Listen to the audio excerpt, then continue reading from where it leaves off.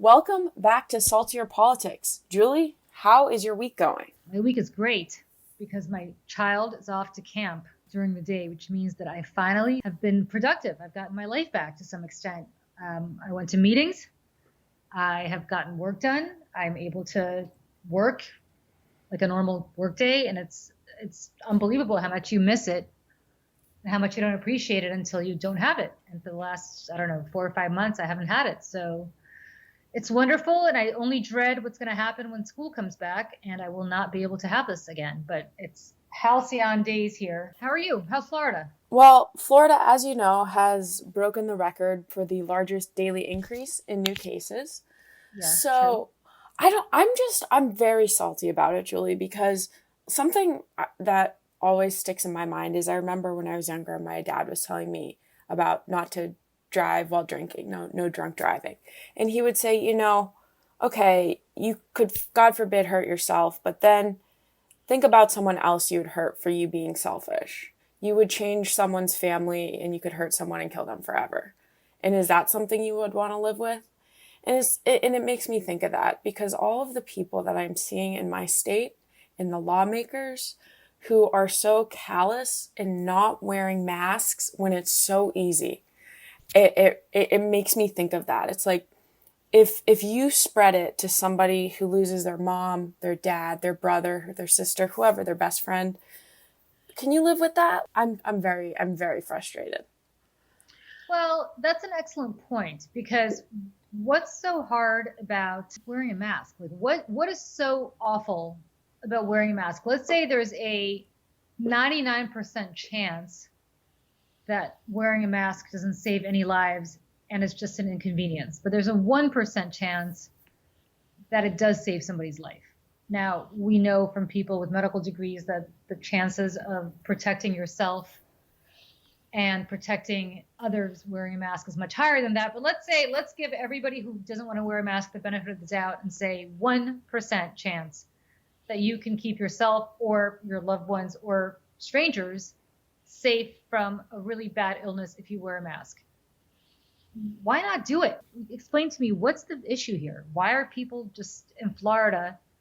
I see them, and it's not just Florida. I saw pictures from the Jersey Shore where people are just flocking to the beaches and not really social distancing and not really protecting themselves or others by wearing masks. Like, what's the deal? I don't understand. I want somebody to tweet us or email us and tell us if you really hate wearing masks, why? It's just really getting me mad, and when I don't see people with them, I literally would like to run them over with my car because it's so easy. It's so easy, and it could protect, again, if you don't care about yourself, like protect that someone's mom, protect your best friend. It's triggering me so bad, Julie. So that is what's bothering me. There's like a sense of selfishness that's permeated this country to some extent and elements in this country that's just really come to the fore in a way that we used to be able to tell people in kindergarten to share your stuff and be kind to each other. I remember there was a book a long time ago called Everything I Needed to Know in Life I Learned in Kindergarten or something along those lines. But think about the things that you kind of have preschool teachers or kindergarten teachers tell your kids. Be nice to each other. The golden rule, do unto others as you would have done unto you. Treat people the way you want to be treated. Um, just, and I get it. Look, nobody's perfect, and nobody is. Certainly, I think all of us have done things in life that we're not necessarily proud of. But there are certain things that are just not hard. It's the same reason you don't walk down the street and kick a perfect stranger for no reason, right? Unless you're a sociopath. You don't go around walking down, I don't know, let's use Donald Trump's analogy, down Fifth Avenue, and you don't just automatically kick somebody just for the hell of kicking somebody. Because you Right. just don't do that. It's just not nice. And it's going to hurt somebody if you do that. And why would you do that? It's just crazy. Why would you? This is the same thing. Why don't you just walk around wearing a mask? What's so hard about that? Just in case, just to be nice. The same reason you wear a seatbelt, just in case. You don't get into the car expecting to get into a horrible car accident, but just in case Even if you're the best driver in the world, you wear a seatbelt in case somebody else hits you and you go flying through the windshield, or you hit somebody by mistake and you go flying through a windshield. Right. Same thing, right? I completely agree. Switching gears a little bit because I am just pure pissed on this issue. But we have a question from a friend of the pod, the wonderful Ken Martin. He is asking, we know Biden says he's going with a female vice presidential nominee. A bold move in itself, although it is time. We should have had a woman president, but right now I digress. As much as I like Kamala Harris, Val Demings, and Stacey Abrams, is in the current climate, can Biden win with a black running mate? He said, I'm thinking go with Warren as VP and Harris as AG and get the other ladies into the cabinet. The reason Hillary Clinton did not, there's this whole fallacy out there. It's not a fallacy, but there's a talking point out there. The reason that Hillary Clinton lost was because people, I guess, in the white working class who had voted for Barack Obama switched and voted for Donald Trump. And we paid a lot of attention to those people. And that's right. And that's fine. That's one of the reasons. The other reason is there really wasn't much of a turnout, or I shouldn't say there wasn't much of a turnout. When Democrats win, it's because African-American women, African-Americans, but really African-American women carry them over the threshold. I mean, African-American women are literally the backbone of the Democratic Party. How many times are you going to go to the well and ask them to deliver for you and leave them as the bridesmaid, but never the bride? I just profoundly disagree. I really do. First of all, say what you will about Elizabeth Warren. She and Joe Biden are both in their 70s. And I think it'd be nice to have a vice president who is a little younger than that, considering the age of both the incumbent president, Donald Trump, and Joe Biden. What's the issue? We elected a black president twice. By the way, that black president got more votes than Ronald Reagan. I don't know if people understand that in the aggregate. So there's no fear of electing a black president or a black vice president. And by the way, if you're not going to vote for somebody because they're black or their vice president is black, you're probably not voting for a Democrat. I mean, you're just not. You're just looking for an excuse to vote for Donald Trump. So I just disagree with that profoundly. I think actually we need to motivate African Americans. They're motivated. Look, communities of color, I think, are already motivated to vote because they know Joe Biden, as we saw in South Carolina, but more importantly, they really know Donald Trump. But having said that, enough of taking them for granted. Like, it's very, look, we've had a black Secretary of State, Condi Rice, ironically enough, Republican. We've had black attorneys general.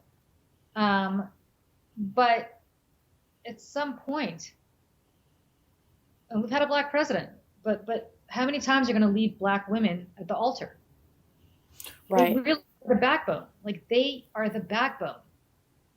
And you cannot go to the well. I will be really disappointed if Joe Biden does not choose an African-American running mate, a black woman. It doesn't mean that I'm not going to vote for him. Obviously I am. But I'm going to be disappointed because enough of taking this community for granted. It really upsets me that that's what we would do. And again, ask African-American women once again to deliver. Once again, show up and vote. Once again, carry the Democratic Party to victory. Once again, be the savior of the party. But by the way, not enough to reward you with the second most powerful job in the country. So I profoundly disagree with that. The movie Irresistible with Steve Carell, it's the Jon Stewart movie. And anyway, he plays a Democratic consultant. Sorry, did I not mention that I have a small child? And the last adult movie that I've seen was like Lincoln before he was born, or right when he was born.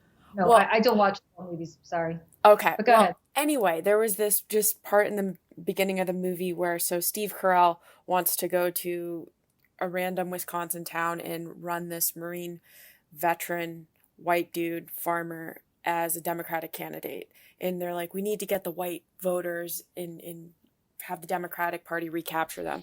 And then there's a scene where they're at the table and then in front of the DNC, and there's this black woman there who's just like what about us? Now you're more concerned with the white voters in the middle of the country, and you're taking for granted yet again the black women who do vote for you and who do show up. So let me give you a statistic. The last Democrat to win the presidency with the majority of the white vote? Who? Lyndon Johnson. Wow. Democrats have never won since 1964. Democrats have never won a presidential election with the majority of the white vote. Oh my God. So think about that. Think about who carries us to victory. I'm not saying we don't get a sizable chunk of the white vote. We are elected because communities of color support us and come after us. And by us, I mean Democrats, not white people. Okay. And you gotta reward them for that. You've got to show them that they're worthy of a seat at the table, and I mean a real seat at the table. It's more about optics than anything else. It's about telling black women that they are worthy of being president one day, that they are a heartbeat away from the presidency, and that they are worthy of taking over for a president should he not be able to serve. It is sending a message that they are worthy of that seat at the table. And that's all there is to it. And I don't believe that somehow Joe Biden's going to hurt his electoral chances by selecting a black woman. I just don't. So, all right. There's my answer to a friend of the pod. Thank you. That was a great question, though. It allowed me to get that off my chest because I've been thinking about that for a long time now. Excellent. And anybody else who wants to ask us questions, send them in. Okay, so have you heard of the Free Britney campaign, Julie? You mentioned it to me. You sent me an email, but I must admit I kind of skimmed it. Okay. I think they want to release her from her conservatorship. Conservatorship. Yes. So it's been going around social media, and why is the Free Britney movement gaining momentum? In this case, it means that a 38-year-old woman with over 30 years in the music and entertainment industry cannot drive a car, get married, spend her own money, see how her money is being spent, hire her own lawyer, or even leave her home without her father's permission. However, she still remains coherent and self-sufficient enough to her conservators to release 4 albums and maintain a Vegas residency, among many other career accomplishments. So people have been seeing her posts online and seeing that she's wearing certain colors and saying it's a call for help. And then major suspicions regarding this conservatorship are simply that she cannot reach out to independent counsel to defend her own autonomy, and a pattern of institutionalization every time she steps out of line. Britney pays over $1 million a year to her conservatorship, but only gets an allowance of $1,500 a week for essentials. First of all, I don't think Britney lives on $1,500 a week, so let's just start off with that. I'm sure that her houses and other amenities are paid for out of those funds. But Britney, I don't know much about Britney and her. I haven't really been paying attention to Britney much in the last decade or so since she shaved her head and decided to smash up a car. But when the conservatorship started. Right. So I don't know. I mean, it sounds like Britney had some issues that she needed to resolve. Britney Spears is a great example of why I would never, over my dead body, allow my child to get into show business. And why people sometimes ask me why I never post his face even on Twitter, or why I never mention him by name, even though his name's pretty much out there, and why I never used to bring him on shows when I was at Fox and do like a cooking segment with him, or kind of allow him to ever be on air. This is my personal opinion, but I just don't think that it is healthy for children to be in show business, especially when they get to the point, as Britney Spears did or Lindsay Lohan did, where they become the financial supporters of their parents, so that the parents rely on the kids, maybe not for their livelihood, but for a really nice lifestyle, right? Like, I'm sure Mr. and Mrs. Spears were doing just fine, and I'm sure Mr. and Mrs. Lohan were as well, but I'm pretty sure that their children's money allowed them to do really, really, really well. And I don't think that's healthy for a kid to be. And so am I surprised that Britney Spears is in the position she's in at the age of 38? I mean, there are some kids who come out of it and have productive, wonderful lives. Um, some of whom I know. I mean, Melissa Francis, who is a Fox, obviously was a child actress, and then left that behind, went to Harvard, and has a whole different career, and is obviously doesn't have the issues that a Britney Spears does. So there are people that I know personally, not just her, but others as well, who've had a perfectly normal sort of adulthood. But you hear so many of these stories. You hear about Lindsay Lohan and Britney Spears and the Different Strokes cast, which I think was before your time, but was very much during my time. And it's just not right. It's just not healthy. And so was she born with these, with what they allege are mental issues? I mean, yes, I think some of this stuff is biological. Is it exacerbated by the pressure of being sexualized at the age of 12? And having to pretend to be a virgin and this little virginal girl in a little virginal Catholic schoolgirl uniform or a little Catholic schoolgirl kilt during the Hit Me Baby One More Time video. And meanwhile, she admits that at the age of 15, she was living with Justin Timberlake, which is way too young to be living with anybody, unless it's your parents. I'm not surprised that she's 38 and she has these issues. And so, again, I don't know about her being her father having control of her finances and control of her life and having to sign off on everything. Again, that's I couldn't judge. But generally speaking, her parents should have known and should have appreciated the environment they were getting their kids into. But just the competition alone to make it onto the Mickey Mouse Club. Oh my gosh. I read Jessica Simpson's book recently, for a little escape. And Right. it just saying how cutthroat it was with all of these really talented kids at the time, but that was their whole life. And that was everything they knew. So when I was about, I don't even know, 9, 10, my parents, for some random reason, had me audition for a casting call for a Robert De Niro movie. I think it was called Once Upon a Time in America. I don't know if that was the name of the movie.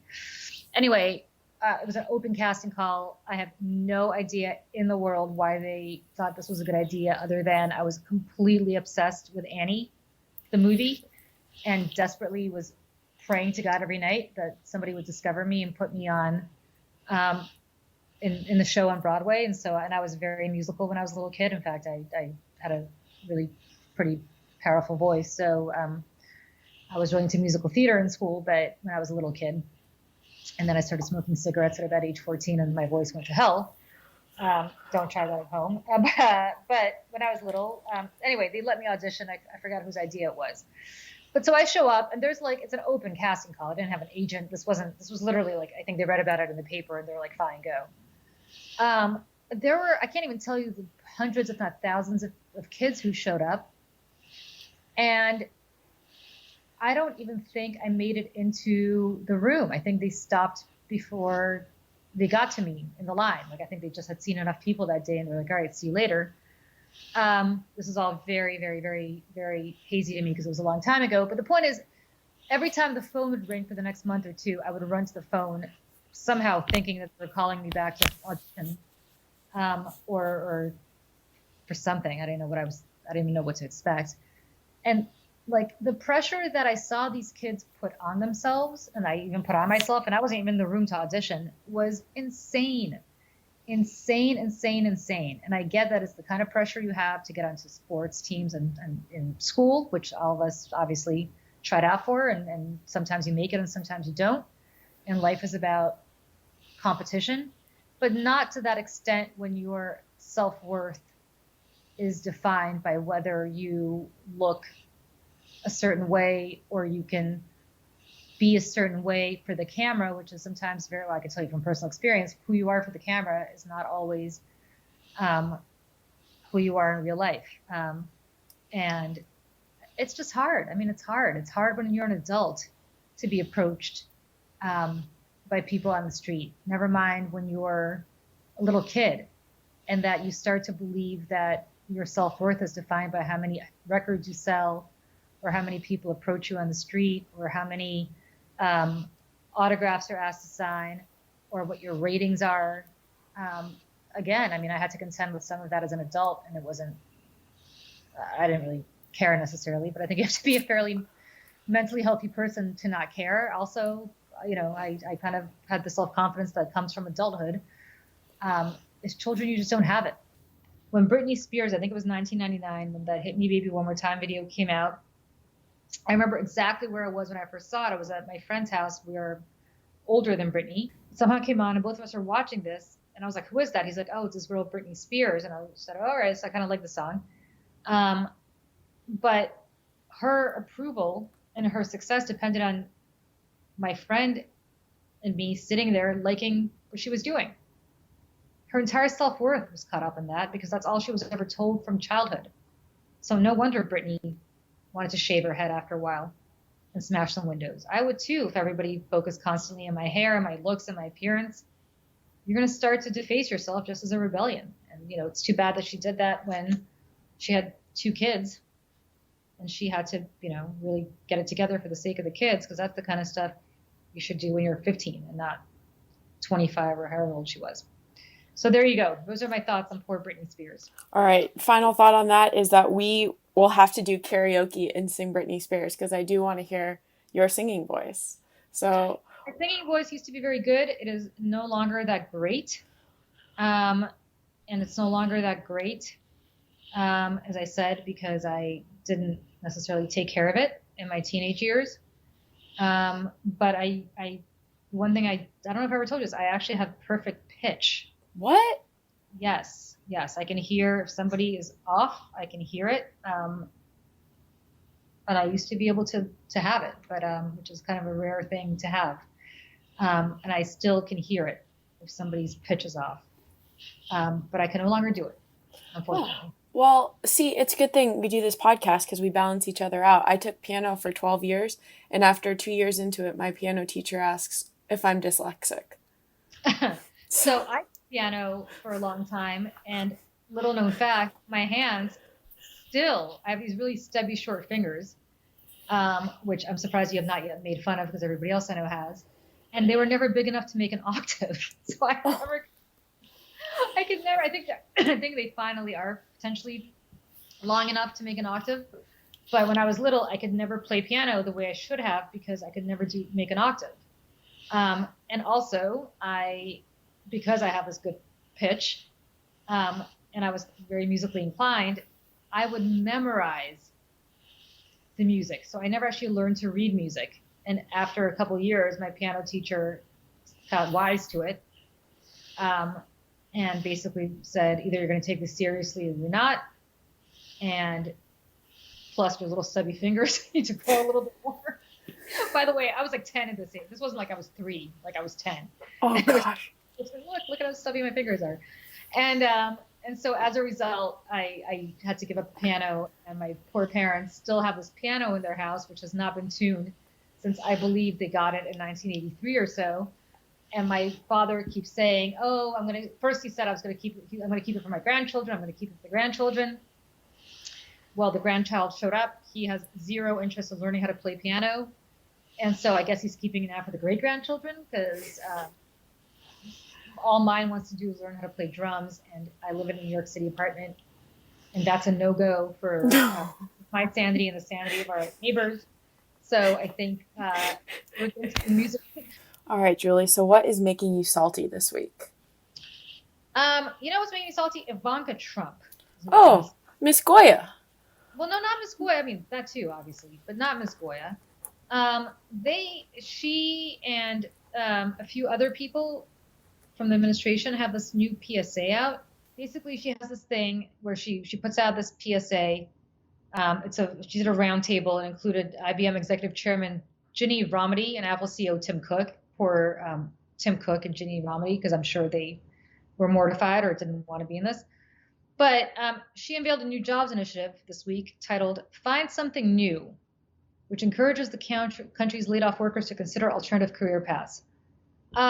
We're at 11% unemployment. What alternative career paths are you talking about? People need work, and people need jobs. And it's all very nice for them to train for something else if the Trump administration were actually providing real funding for job retraining purposes. But the reality is right now they're trying to pay the bills. And to tell them find something new, and especially coming from somebody who's never had to go out there and get a job. I mean, she literally went to work for dad, who went to work for his own dad. She monetized her time in The Apprentice to create this brand for herself in jewelry and shoes and clothing and whatever else, where she only did that because she was a celebrity by virtue of the fact that her father and she were on The Apprentice, where they played what we always joke are poor people's definition of rich people, because in reality, everybody knows that Donald Trump was a totally unsuccessful businessman. Everybody in New York certainly knew that. Um, and here she is with this noblesse oblige nonsense telling people, oh, just find something new to do. Really? Why don't you find something new to do, Ivanka? Because every job, I mean, even the job she has today, she has because of her family. It's just, and then everybody's like, stop picking on Ivanka, stop picking on the president's children. You don't get to have it both ways. I'm not picking on Barron Trump because Barron Trump is not on the public dole. Barron Trump is not out there spouting nonsense in some official capacity. But if you put yourself out there as a senior aide, and by the way, Ivanka Trump and Jared Kushner made tens of millions of dollars last year as public servants. This is really infuriating. And also, didn't Hillary Clinton got smashed when she said that coal workers should find a new profession, and that's Hillary Clinton got smashed for using a private server. Meanwhile, Jared and Ivanka have used the private server to do all their stuff nonstop, including government. It's just so how out of touch is this? Because then training, like, are you going to go to school online? How are you going to afford that? There's no thought process that's happening whatsoever. But it's such a middle finger to people, right? It's such a disdainful way to look at it. And Ivanka, let's be clear, has never created jobs in her life. She started companies based on her celebrity, and now the company's essentially, she had to disassociate herself from it. But what exactly qualifies Ivanka Trump to be telling anybody what to do? Literally nothing. I mean, she went to Penn. Her father went to Penn, right? I mean, all these things are based on nepotism. It would be as ridiculous as if my son in 20 years went to work for me and was like, oh, everybody find something else to do if you can't get a job. Well, you got a job because of me. Like, you work for me. And because of me. And now, like, he'd be telling other people to get a job, like people of his, like friends of his, from high school or college. Oh, you guys can't get a job. Oh, yeah, you really should. We'll find something to do. Well, no. The only reason you have a job is because you work for your mom. And that's exactly what her life is. It's so tone deaf and frustrating and a slap in the face. And what's really making me salty about this is not the moronic nonsense that she's spouting, because what do you expect? It's that the same people who would go ballistic if this were said by anybody other than a member of the Trump family just contort themselves into pretzels to make excuses for it. We're getting a little off topic here, but I look at Jeff Sessions. Jeff Sessions lost his election to get his old Senate seat back in Alabama. And here's my attitude. Good. You know why? Because Jeff Sessions sold his soul to the devil. He endorsed Donald Trump early. He gave him, actually, I think Jeff Sessions may have been the first, if not one of the first senators to endorse him, and gave him this veneer of acceptability within the establishment Republican Party. And I hope that's a life lesson for all these other people. Guess what? Stop making excuses for this man, because he's never going to make excuses for you. He wants 100% fealty.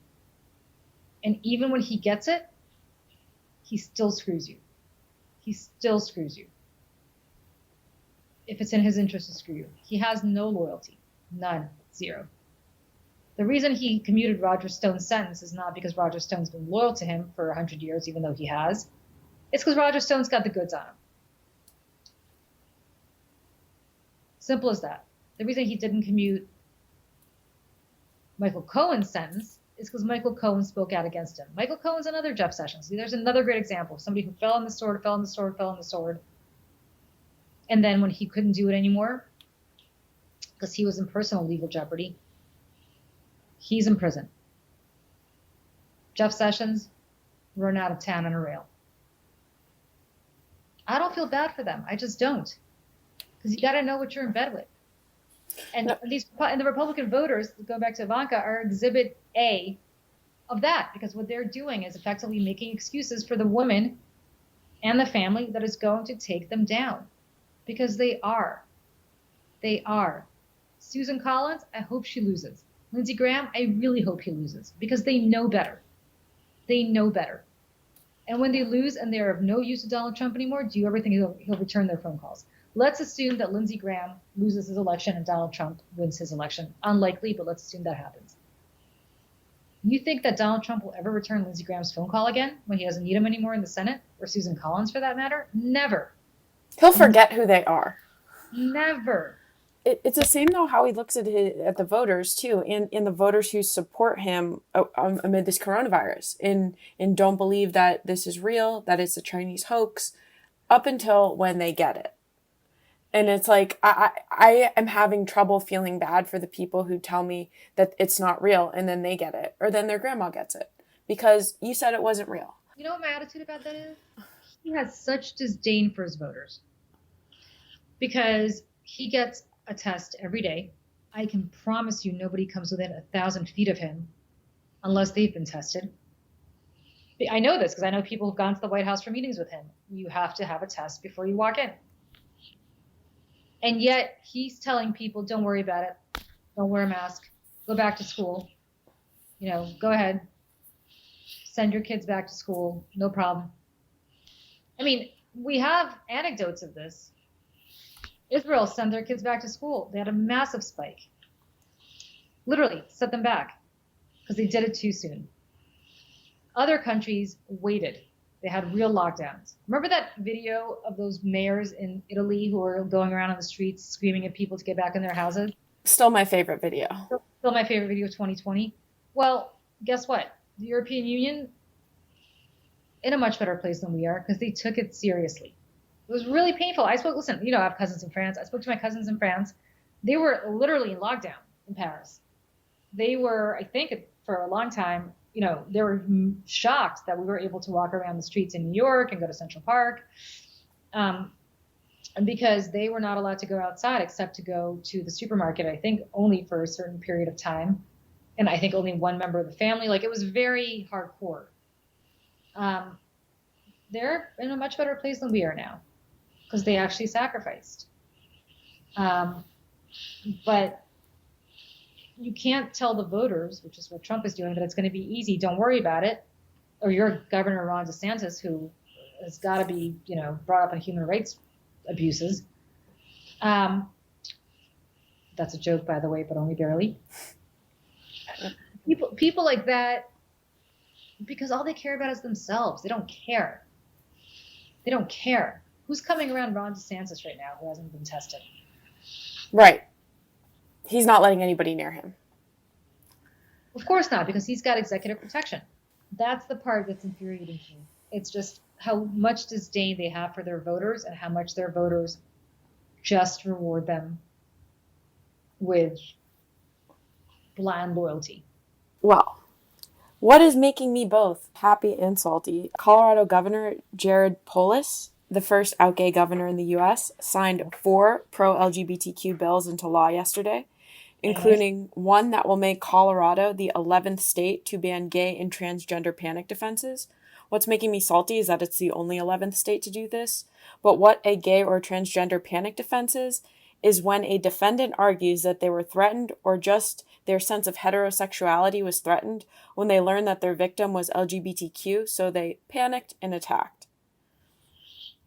Wait, let me get this straight because I've actually never heard of this, which is a shame. You're telling me that this is almost like a stand your ground situation where if I were around you and I learned that you're gay, I would feel free to punch you in the face and that would be okay? Yes. Because why? Because, quote, your sense of heterosexuality was threatened. I must have really big questions about my sense of heterosexuality if it's threatened by a gay person. Right. Me thinks I may not be a heterosexual after all if it's threatened by somebody who's around me who's gay. I know. You might be gay. Like this. Guess what? Yeah, Mike Pence, you might be gay. Yeah. If you're threatened that much, it's because you're gay. And it's just.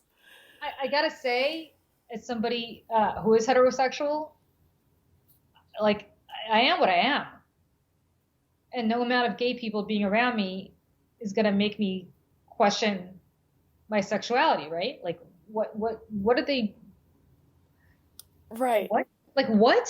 I That's know. let's There's take that let's take that to a parallel analogy. If I'm a white person and my sense of whiteness is threatened by somebody who's African American, I have the right to punch them.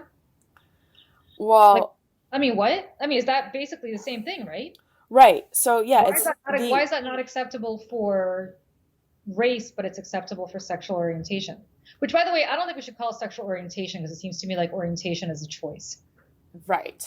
right? Like I choose to orient myself one way or the other. And the reality is nobody chooses to orient themselves one way or the other when it comes to sexuality. You just are, much like you are just black or white or Asian or whatever race you're born with. But what I've never heard of this. I know. This really surprised me. So it's called Gay and Transgender Panic Defense. So in again, it's the 11th state in the country to do this, to pass a law. So that means 39 other states. Wait, are This you is like telling me that somebody's actually gone to court and said, yes, I assaulted that gay man, but I did it because his being gay threatened my heterosexuality and I didn't know what else to do? yes. And they've won based on that argument? Or That or that argument was allowed to be introduced and not as a joke, but really was introduced as a defense? yes. It's absolutely ridiculous. One of the state rep, Breon Titone, said, "For me, what this bill really means is protecting Black trans women who are most vulnerable of the communities we're trying to protect here." But it's Well, people. forget the black part of it. The trans part of it is the most interesting part of this because you're telling me that if a trans person stands next to you, let's say a woman stands next to you, a transsexual woman stands next to you, transgender woman stands next to you. Suddenly, I'm going to be like, I don't feel my sense of being a woman is threatened because this man decided to have sex reassignment surgery and is now a woman, and now I'm not sure about myself. Maybe I want to do the same. This goes It's back full circle to our Britney conversation of maybe people should have a little bit more self-confidence right. who they are and not worry so much about what other people think. That's crazy and that's insane. And congratulations, Colorado. But I just can't even believe that this is something that a court of law would entertain as a defense. It's totally crazy. So yeah, that's making me. I'm really happy for Colorado, but I'm really sad to learn first that that even existed, and second that again, Colorado is only the 11th state to do this. So It may be because other well-meaning governors and other well-meaning states had the same might have the same reaction upon hearing that this is actually a thing as I do, which is I can't even believe this is an issue that we have to ban. All right, it was so good talking to you. When are you back? When are you back in the north? I will do my final podcast down here with you, and Next then week? and then after that I'm coming back up. Gonna quarantine for the allotted amount of time, and then I'm going to get to your place to drink. Fabulous. All right, everybody. Take care. Bye. Bye.